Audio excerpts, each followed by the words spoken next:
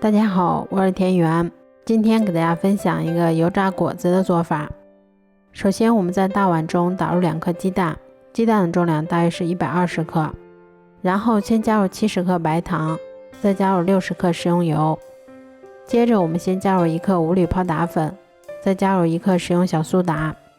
然后用打蛋器先把它们充分搅拌均匀。搅匀后，我们先加入280克的普通面粉，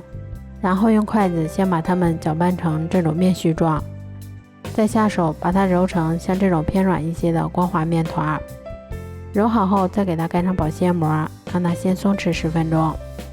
10分钟后，我们先把它擀成厚度约5毫米的长方形饼皮。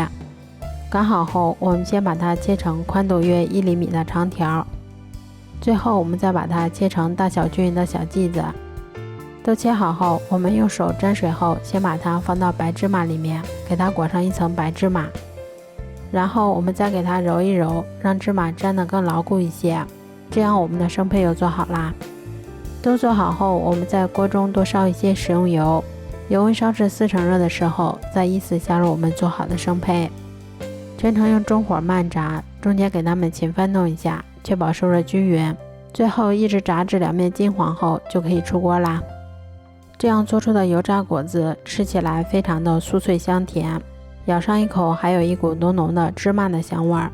如果喜欢的话就试试吧，喜欢我的视频就关注我吧，谢谢您的支持。